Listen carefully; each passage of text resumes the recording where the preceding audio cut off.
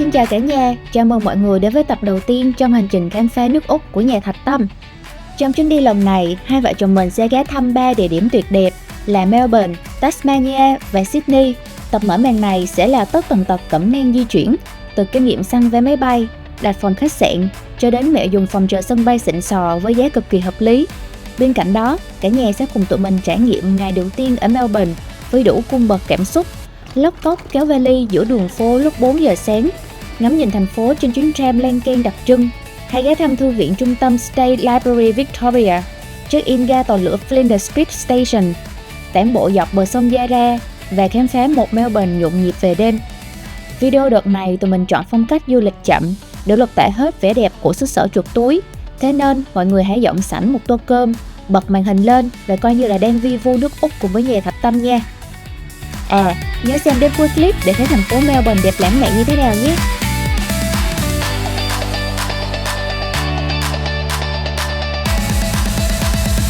Điểm đến đầu tiên của tụi mình là Melbourne, thủ phủ bang Victoria, nơi liên tục nhiều năm liền được bình chọn là một trong những thành phố đáng sống nhất thế giới, đồng thời cũng được mệnh danh là thủ đô văn hóa và nghệ thuật của nước Úc. Nếu Sydney sầm uất, hiện đại, thì Melbourne lại mang hơi thở cổ kính, nghệ thuật và lãng mạn.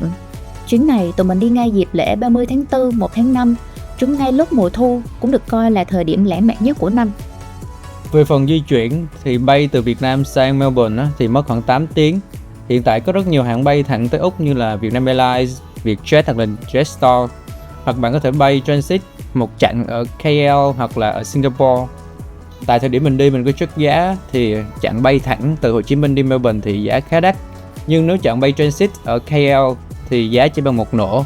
Thế là tụi mình chốt luôn bay AirAsia của Malai quá cảnh ở KL tầm 1 tiếng để tiết kiệm chi phí mà thời gian cũng không tốn bao nhiêu. Riêng chiều về từ Sydney thì mình ưu tiên bay thẳng của Vietjet cho khỏe. Có một kinh nghiệm dành cho cả nhà.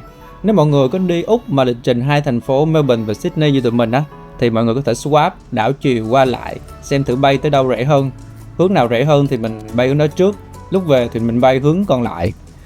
Tổng thiệt hại vé máy bay đi Melbourne cho hai vợ chồng của mình là khoảng 10,8 triệu, đã bao gồm 20 kg hành lý, ký gửi này, suất ăn cho 2 người trên 2 chặng luôn. Giá này là cực kỳ tốt luôn nha. Bắt đầu khởi hành thôi cả nhà. Từ nhà ở Gò Vấp thì tụi mình book Grab để phi thẳng đến sân bay. Thông tin cho các bạn chuyến bay quốc tế thì chúng ta sẽ bay ở nhà ga T2. Nó sẽ nằm chung cụm với ga quốc nội T1 cũ. Còn nhà ga T3 mới xây thì sẽ nằm một cụm khác. Thường các chuyến bay quốc tế thì các hãng sẽ không cho check-in online đâu, cho nên hai đứa mình phải ra sớm một xíu để làm thủ tục tại quầy. Thì quầy của Asia thì hôm nay cũng không đông lắm, gửi hành lý xong lại làng. Đối với chuyến bay quốc tế thì mình cần phải qua thêm cửa hải quan rồi mới tới bước soi chiếu an ninh. Xếp hàng hải quan ở Tân Sơn Nhất thì cũng chờ là khá là lâu so với các nước khác. Vì lúc mình đi cửa tự động chỉ áp dụng cho nhập cảnh thôi, còn xuất cảnh thì chúng ta vẫn phải xếp hàng và đi cửa chạy bằng cơm. Vì còn dư dả thời gian nên tụi mình tấp vào phòng chờ Rose để nghỉ ngơi ăn uống một chút. Thạch cực kỳ mê không gian ở đây vì có nguyên một dãy cửa kính vi nhìn thẳng ra đường băng cực kỳ thoáng đãng. Đồ ăn thì ở mức lót dạ, giống đó thôi nha cả nhà. Nhưng bù lại trái cây, nước uống đầy đủ và chỗ ngồi thoải mái là ưng rồi. Nhà mình vào phòng chờ này hoàn toàn miễn phí nhờ xài đặc quyền từ thẻ tín dụng. Hiện tại có rất là nhiều ngân hàng yêu cầu khá thấp để mở được thẻ tín dụng Travel có đặc quyền này. Ví dụ như thẻ Travel One của HSBC chỉ cần thu nhập trên 15 triệu là có ngay 4 lượt vào phòng chờ mỗi năm. Nhà mình ai hay đi du lịch thì có thể tham khảo nha, hoặc cứ nhắn tin cho tụi mình để tụi mình hướng dẫn cho nè.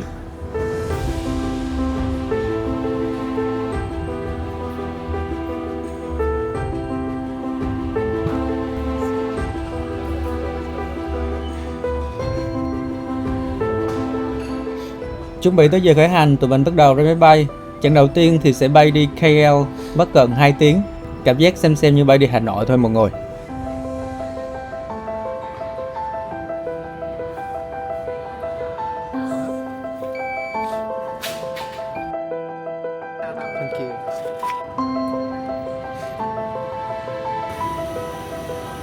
Vì chuyến bay ngắn nên hãng cũng bay trên tàu thân hẹp A320 thôi.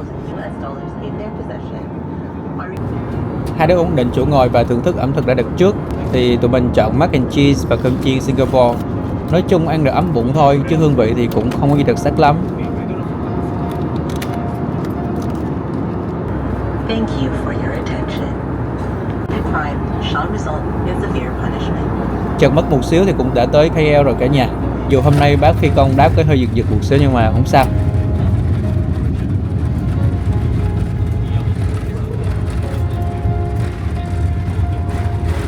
Ấn tượng đầu tiên ở cái sân bay Colombo này là nó siêu rộng. Tổng diện tích của nó là tới 10.000 hecta, thuộc hàng những khuôn viên sân bay lớn nhất thế giới luôn đó.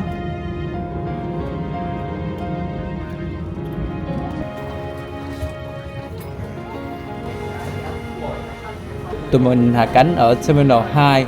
Ga này thì nó sẽ chuyên phục vụ các hãng giá rẻ như là AirAsia. Nó cũng kết nối trực tiếp với trung tâm thương mại trong sân bay luôn, gọi là Gateway Kia 2. Thì nó rộng tới gần 30.000 mét vuông rồi. Vì bay transit nên tụi mình không cần xuất cảnh, hành lý thì hãng tự động chuyển qua chuyến sau luôn. Tụi mình chỉ việc check mã chuyến bay tiếp theo trên bảng điện tử, xem nằm ở ga nào rồi đi tới đó, thủ tục quá cảnh cực kỳ là đơn giản.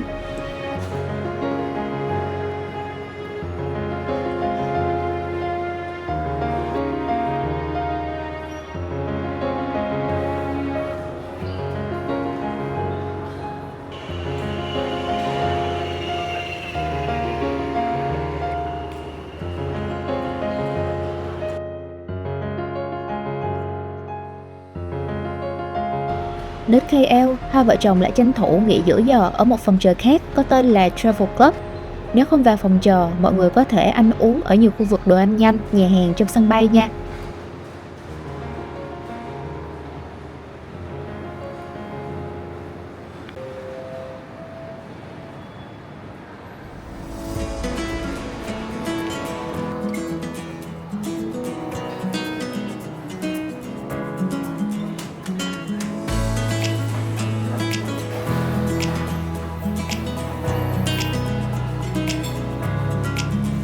Đồ ăn trong phòng chờ thì không được đa dạng lắm, chủ yếu là đồ Mã Lai nên tụi mình cũng không ăn được nhiều.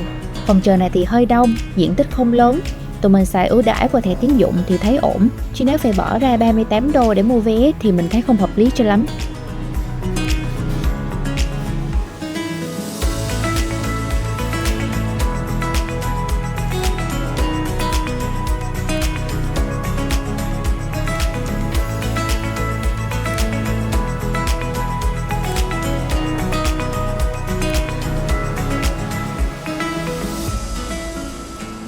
Tới giờ bay rồi, tụi mình bắt đầu di chuyển sang cổng P10 để khởi hành. Do sân bay cũng khá rộng và còn phải qua soi chiếu an ninh một lần nữa, cho nên mọi người nhớ canh giờ ra cửa sớm sớm một xíu nha.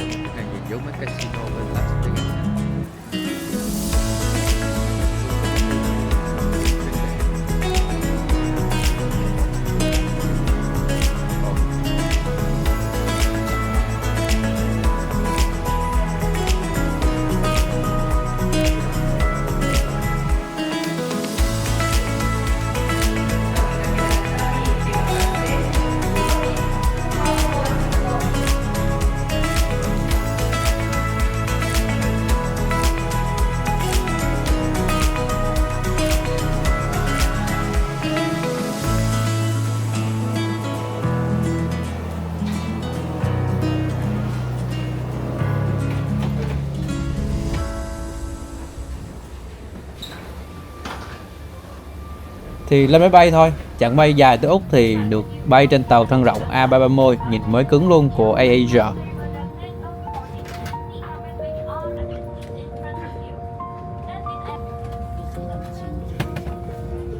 Vì bay đêm không ngắm được cảnh nhiều cho nên tụi mình chủ động chọn ghế dỗ cho dễ dàng đi vệ sinh nha. Rồi một xíu là tiếp viên dọn cơm ra, mình ăn sương sương rồi ngủ. Đi máy bay giá rẻ cho nên cũng không có phương tiện giải trí gì đâu, ngủ là chính à. Chọn chuyến bay đêm cho nên cũng thuận giờ sinh lý nên cũng dễ chìm vào giấc ngủ.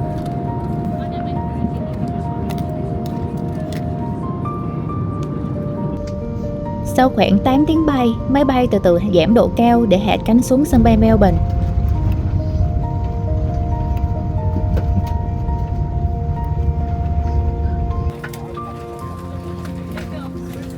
Thời gian tụi mình tới nơi là 3 giờ 50 phút sáng, giờ này khá là quải, nhưng mà ráng lết về khách sạn để ngủ bù thôi.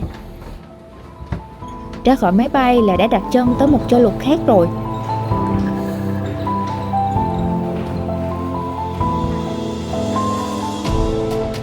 Sân bay Melbourne mình thấy cũng không quá lớn. Chụp choẹt Fuji và tấm hình kỷ niệm, rồi tụi mình đi theo dòng người vào khu vực hải quan để nhập cảnh.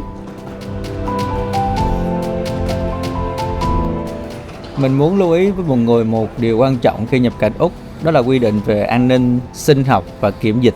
Mọi người nhìn cái bảng cảnh báo ở sân bay này, mục tiêu lớn nhất của họ là ngăn chặn các mầm bệnh, đặc biệt là lở mồm, lông móng lây lan vào nước Úc để bảo vệ ngành nông nghiệp ở đây. Quy định ghi cực kỳ rõ ràng, bạn bắt buộc phải khai báo hải quan nếu mang theo thịt và các sản phẩm từ thịt, kể cả xúc xích, thịt bò hay chà bông, thậm chí là nhân thịt bên trong cái bánh bao cũng không được lọt vào. Các sản phẩm từ sổ như là phô mai hay là sữa tươi, đặc biệt là quần áo, giày dép dính bùn đất. Nước Úc phạt rất nặng, giấu giếm có thể bị phạt tới vài ngàn đô hoặc nặng hơn là tước visa, cấm nhập cảnh luôn.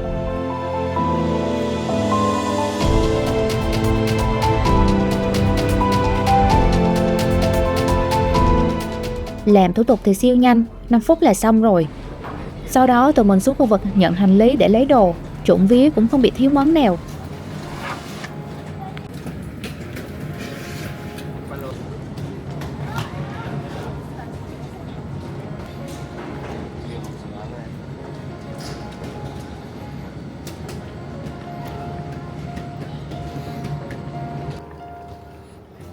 Hai đứa mình lượn lờ check-in sân bay xíu rồi tìm đường về trung tâm. Sân bay này không có tàu điện metro hay là MRT, thường chỉ có đi xe bus hoặc là Uber thôi. Tụi mình chọn đi Skybus về trung tâm vì khách sạn nằm khá là gần trạm, vừa nhanh lại vừa tiết kiệm.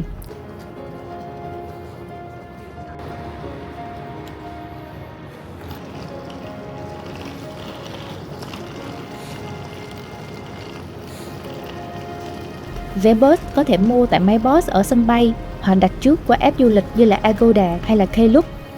Tụi mình mua trước trên Agoda nên giá rẻ hơn mua trực tiếp tới 30% lận cả nhà.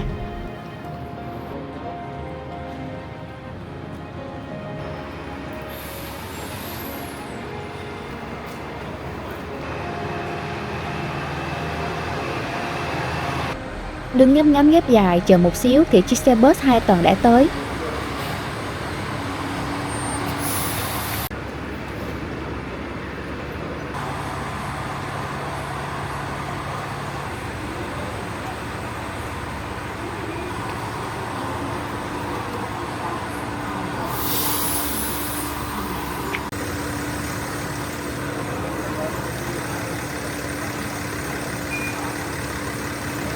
Lên xe, tụi mình leo lên hàng ghế đầu tiên ở tầng trên, tính ngắm cảnh, mà trời tối thui có thấy được gì đâu cả nhà.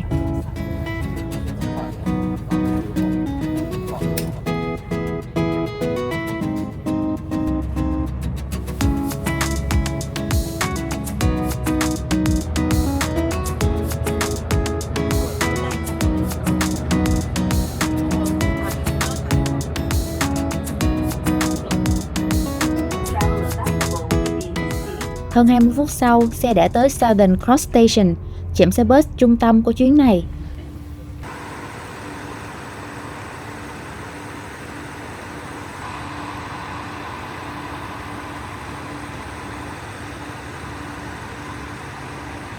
Bốn giờ sáng, đứng giữa nhà ga vắng hoe, nhìn thì cũng hơi ốm ốm.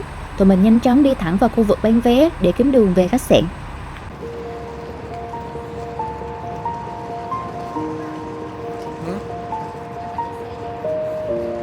Xe chân.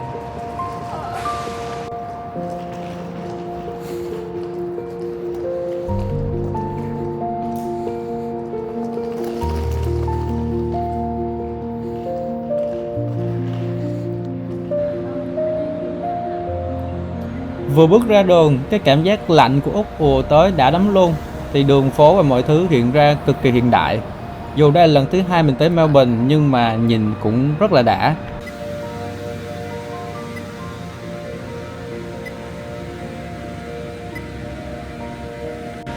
Và thêm một thử thách cuối cùng nữa là từ ngã ba này thì tụi mình còn phải đẩy vali về khách sạn cách đó 300m nữa.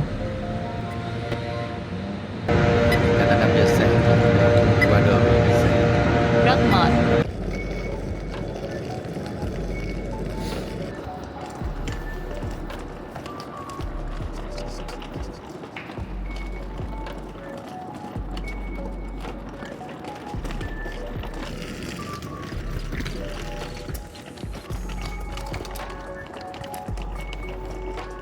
Ở gần đây có cái nhà thờ. Được đó.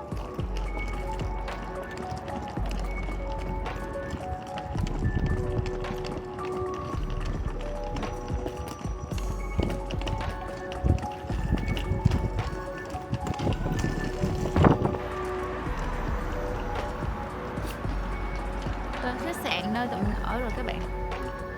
Cuối cùng cũng đã tới khách sạn Ibis Styles Melbourne. Tụi mình sẽ ở đây 4 ngày. Giờ thì check-in, nhận phòng rồi đi ngủ thôi. Quá là mệt rồi.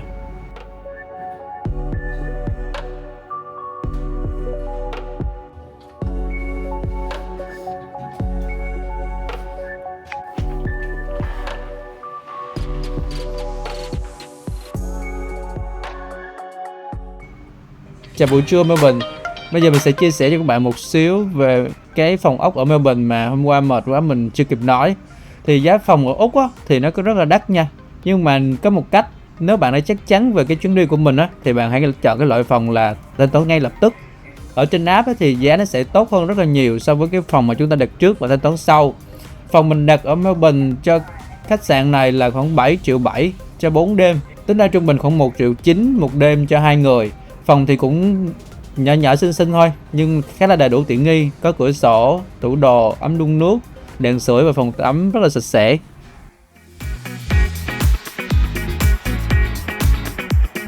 Mở đầu ngày mới, hai đứa dắt nhau đi ăn sáng. Bà gọi là ăn trưa thì đúng hơn. Nào, bây giờ cả nhà hãy cùng dạo bước ngắm đường phố nước Úc cùng với tụi mình nha. Cảm giác đi dạo giữa mùa thu thực sự là rất đã.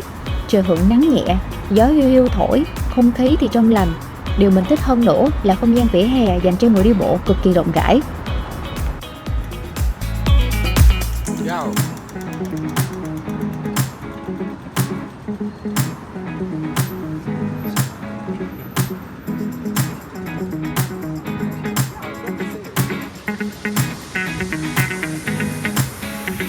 Mùa này lá chưa vàng lắm á. Vàng sơ sơ.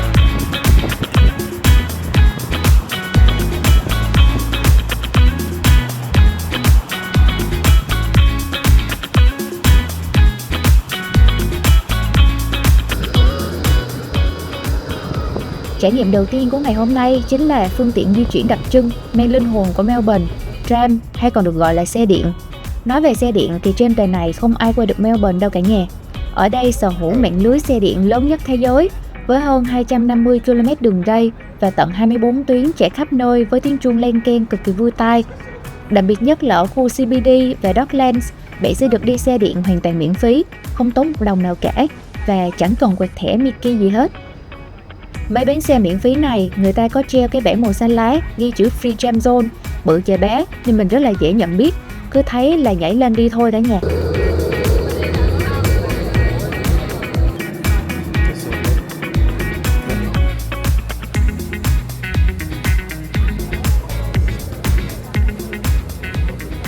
Tụi mình xuống tram ngay chỗ Box Street Mall.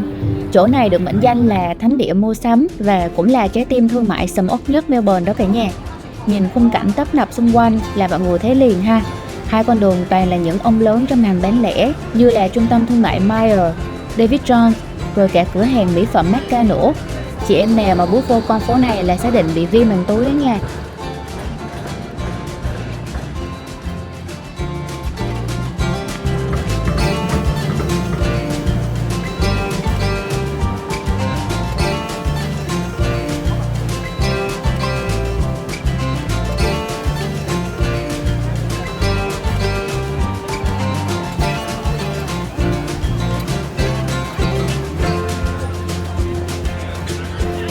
Cái mặt này được anh đi được trước trong áo ấm này. Tên gì?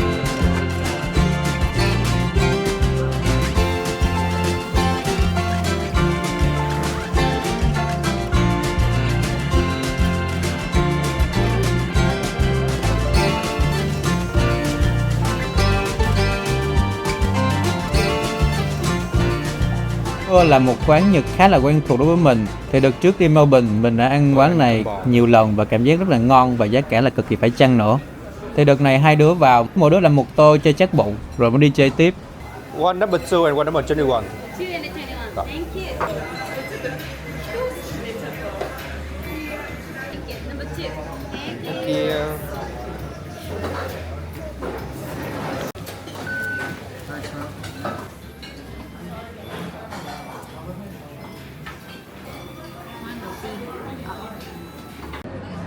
Bây giờ tụi mình sẽ lội bộ tới điểm tiếp theo trong hành trình khám phá Melbourne chiều ngày hôm nay, đó chính là Thư viện State Library Victoria.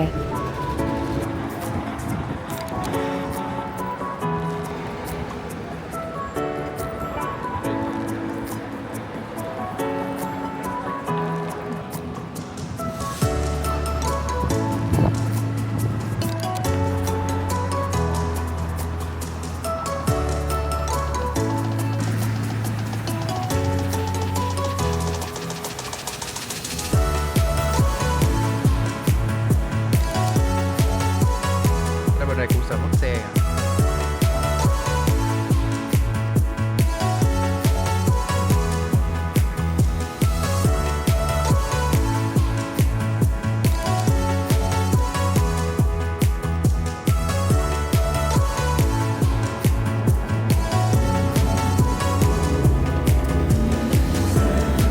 Gây ấn tượng với mình lúc này ngay bên kia đường chính là campus của trường MIT, cụ thể là tòa nhà lịch sử Francis Ormond, hay sinh viên bên này thường gọi là tòa nhà 17A đó mọi người.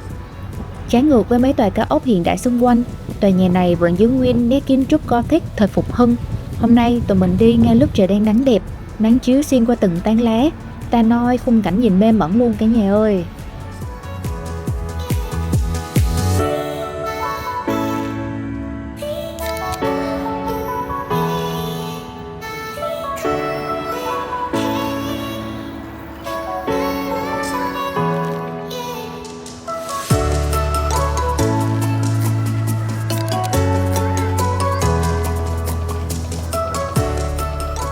Cuối cùng cũng tới được cổng chính của thư viện, nhìn bề thế sang trọng y chang cung điện. Đây chính là một trong những thư viện công cộng miễn phí đầu tiên trên toàn thế giới đó mọi người. Mở cửa từ tận năm 1854, tính ra là cũng hơn 170 năm rồi. Ở Melbourne, người ta thường gọi nơi này là trường đại học của nhân dân. Ai vô cũng được, không tốn một xu mua vé, lại còn thoải mái mang móc vào làm việc và học tập.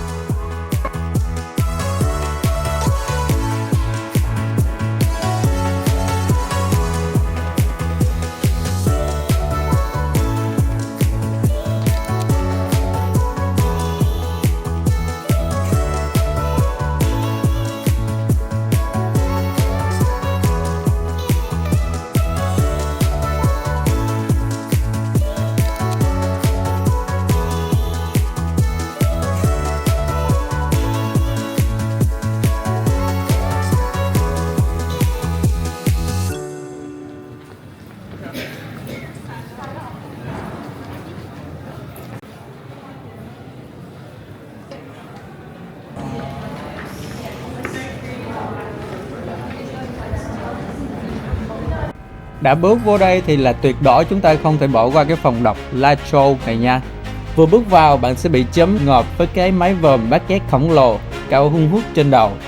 Trong này dân tình ngồi làm việc cực kỳ tập trung và im lặng.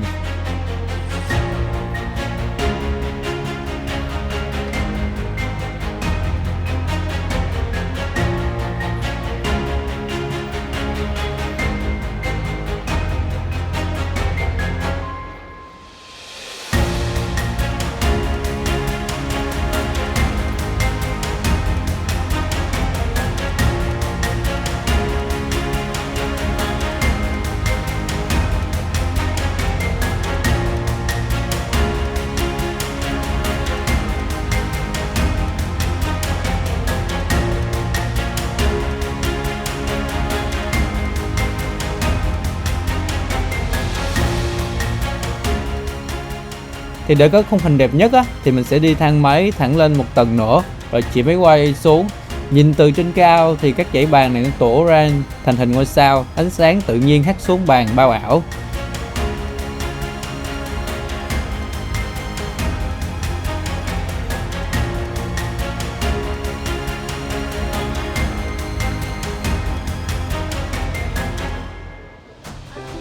Ngoài ra trong thư viện còn có khu vực triển lãm, rất nhiều không gian khác để mọi người ngồi làm việc.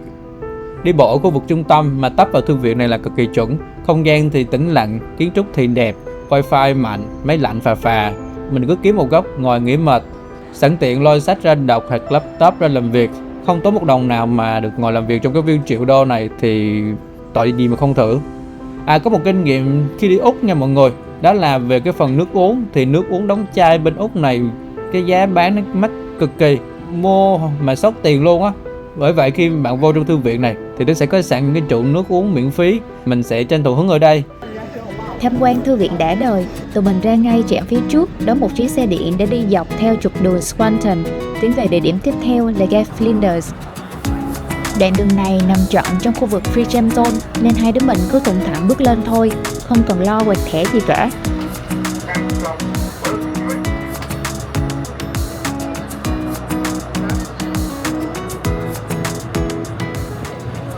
Đường Swanton này là một trong những con đường nhộn nhịp nhất của trung tâm Melbourne. Nơi đây mình thấy khá là ít xe hơi, nhường chỗ tuyệt đối cho xe điện, xe đạp và người đi bộ. Cảm giác ngồi bên khung cửa sổ của xe, ngắm nhìn thành phố trôi qua nó cuốn vô cùng luôn cả nhà. Hai bên đường, những tòa nhà kiến trúc cổ kính, xen lẫn với những khu mua sắm hiện đại. Gió mùa thu nhẹ nhẹ thổi, mấy tán cây bắt đầu ngả màu vàng, cùng với tiếng chuông len keng vang lên mỗi khi xe dừng lại ở ngã tư. Ta nói nó đã.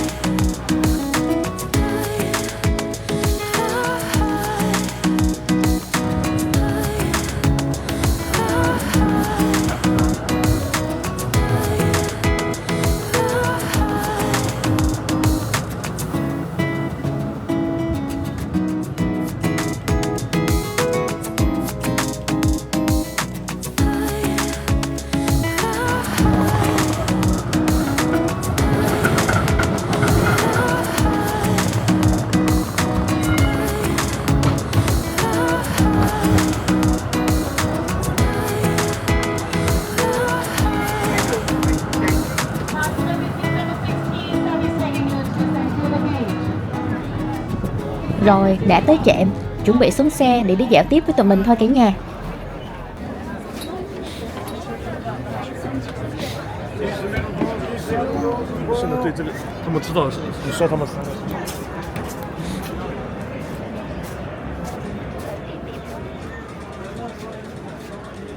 Mình có một thông tin cho mọi người thì Flinders Street Station, đây là nhà ga xe lửa đầu tiên của toàn thành phố Melbourne luôn.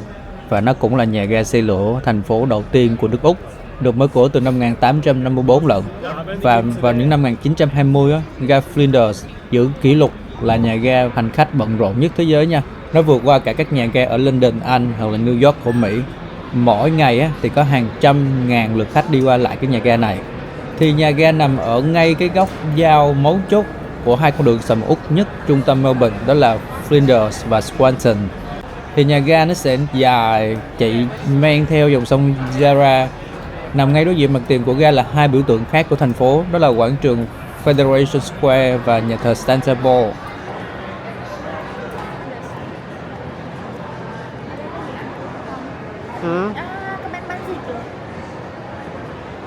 Bánh gì? Bây giờ thì đói quá rồi. Thạch có ghé một cửa hàng ven đường để mua một miếng pizza ăn cho dành bụng. Nhưng mà có một chuyện vừa kinh khủng vừa mắc cười đã xảy ra. Các bạn nhớ đón xem phút sau nha. Bên này thanh toán đa số không xài tiền mặt nha cả nhà, kể cả quán lề đường luôn. Bây giờ tụi mình cầm miếng pizza ra chỗ đồng hồ vừa ăn vừa ngắm cảnh thôi. Dân Melbourne chính gốc có một câu nói cửa miệng rất quen thuộc: Meet me under the clocks, hẹn nhau dưới những chiếc đồng hồ. Từ xưa tới giờ, hễ mà hẹn hò, gặp mặt bạn bè hay đi chơi ở trung tâm, người ta cứ lấy hàng đồng hồ trước ga Flinders này làm điểm tập kết. Đứng đây chờ nhau thì không bao giờ sợ lạc, mà còn lại rất lãng mạn nữa.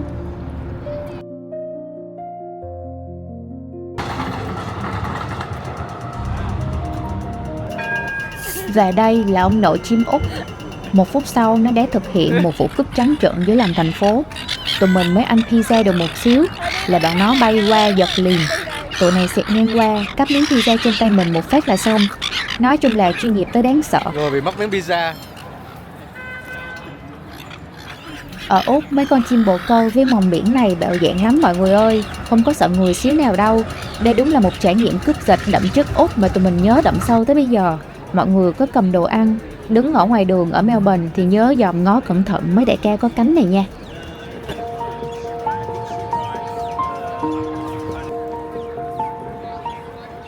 Vượt qua kiếp nạn bị chim giật mất đồ ăn ngay trước ga Flinders, hai vợ chồng chúng mình lội bộ thêm vài bước là ra tới ngay bờ sông Yarra.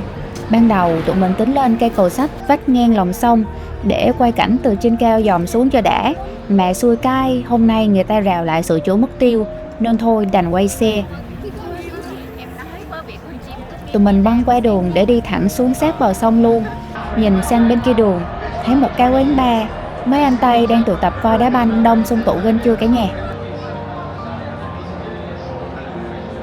Phóng tầm mắt xuống mặt nước một xíu, mọi người sẽ thấy ngay bến phà dành cho khách du lịch nè. Đây là dịch vụ Yarra River Cruise siêu nổi tiếng ở Melbourne. Cả nhà ai mà có dư dả thời gian, thích gu du lịch chậm rãi, thư thả giống tụi mình thì nhớ mua vé để trải nghiệm đi thử một vòng coi cho biết nha.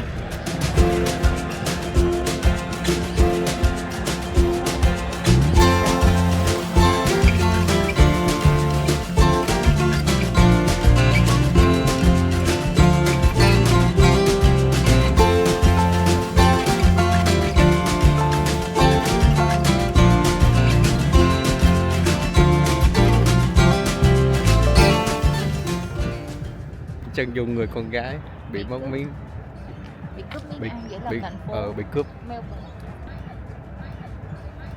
Bạn cho tôi cảm nhận thử đi. Tôi cảm giác lúc này rất là bức xúc vì tụi cướp rất hung hãn và còn được chính quyền bảo vệ. Chắc nãy giờ coi qua màn hình thì nhiều bạn sẽ thắc mắc, ủa nước sông gì mà đục ngầu màu bùn, nhìn như cà phê sữa vậy, đúng không? Các bạn đừng hiểu lầm nha, nước sông ở đây là cực kỳ sạch luôn đó. Cái màu nâu này là do dưới đáy sông là toàn bùn với đất sét, dòng nước chảy mạnh cuốn lên cho nên nó mới có màu đặc trưng như vậy.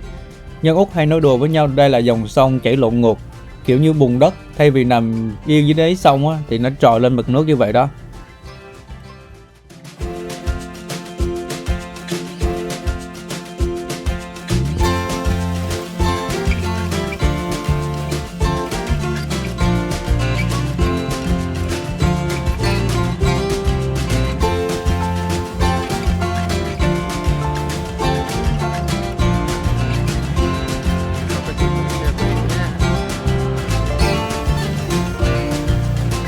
Tiêu chí video đợt này của nhà Thạch Tâm là du lịch chậm, nên hai đứa cứ thong thả, nắm tay nhau đi dạo thôi. Tụi mình cứ thế mà đi bộ tà tà dọc con đường Flinders Walk, ngắm mấy tòa nhà cao tầng bắt đầu lên đèn, in bóng xuống mặt nước lấp lánh. Hít một hơi thật sâu cái không khí se lạnh của mùa thu Melbourne. Bao nhiêu cái mệt mỏi, ê ẩm của chuyến bay đêm ngày hôm qua tự nhiên bay đi đâu hết trơn.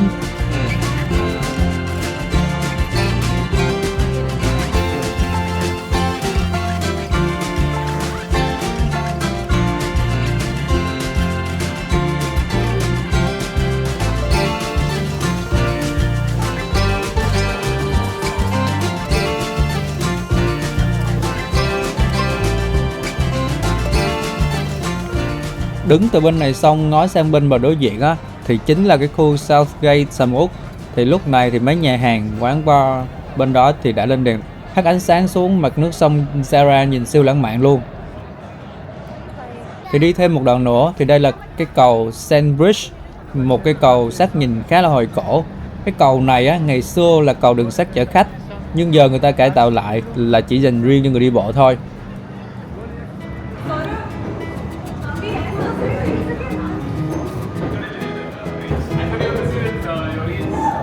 Cái này nó nhìn cũ giống bên New York nó cũ kiểu này.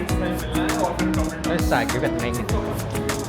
Ngắm xong Zara chán chê, tụi mình chui qua hầm đi bộ để vòng lại lên phía trước mặt tiền ga Flinders.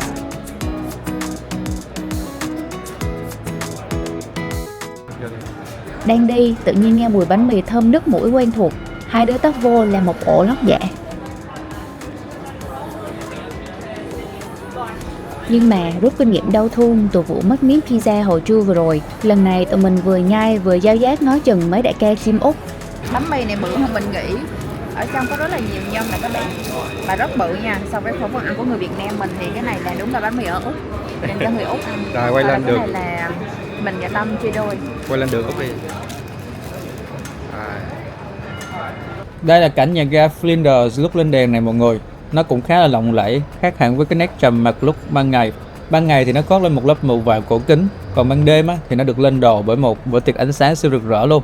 Nguyên cái mặt tiền á, là bao trùm bởi ánh sáng màu xanh lá cực gắt, xen kẽ là mấy cái cột sáng rực màu đỏ chót. Vẫn chưa thấy mệt lắm, hai đứa tiếp tục nắm tay nhau đi dạo ngắm phố phường dọc theo con đường Elizabeth. Phố xá Melbourne về đêm nhộn nhịp, gió thu thổi se lạnh rất là thích. Đi một đoạn tụi mình rẽ vào Flinders Lane. Con đường này nằm ngay song song với Flinders Street, tuy nhỏ và hẹp hơn nhưng lại cực kỳ có gu. Hai bên là những hàng quán nhỏ xinh, những bức tường gạch cổ kính pha lẫn ánh đèn vàng mờ mờ. Đi dạo ở đây buổi tối siêu lãng mạn luôn.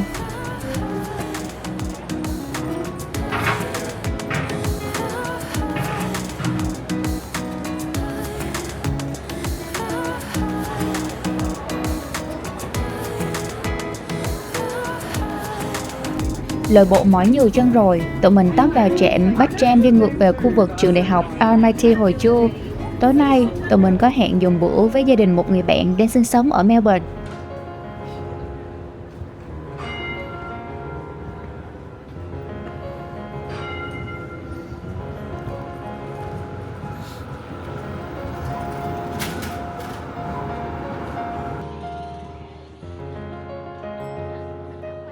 Thôi hết tới mà.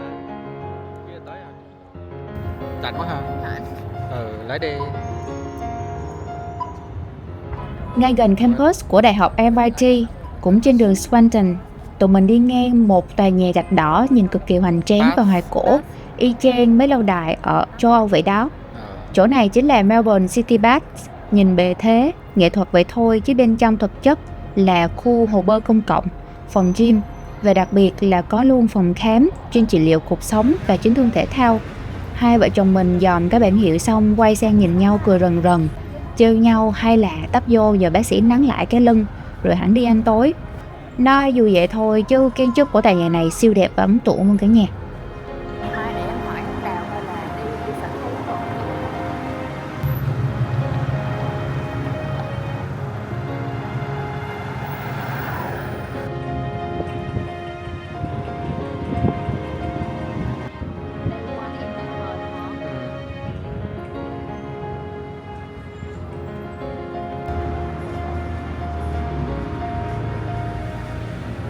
Tụi mình xà quần một xíu trong lúc chờ bạn tới, rồi cả đám kéo nhau vô nhà hàng. Quán này là quán của chị bạn tụi mình luôn. Nhìn dĩa bạc thái với tô tôm nhân bốc khói nghi ngút hấp dẫn chưa nè mọi người. Cảm giác kết thúc một ngày dài, đi bộ rã rời mà còn được ngồi đây qua quần ăn bữa tối nóng hổi, hàng huyên rôm rã với bạn bè nơi đất khách quê người. Ta nói nó hạnh phúc và ấm áp gì đâu á.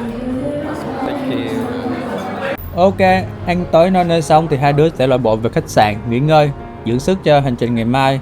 Cảm ơn cả nhà đã đồng hành cùng nhà Thạch Tâm trong ngày đầu tiên rong ruổi ở Melbourne nha. Ngày mai sẽ còn rất nhiều điểm đến xịn sò và cảnh đẹp mê ly chờ đón mọi người. Mọi người nhớ đón xem trong tập tiếp theo nha.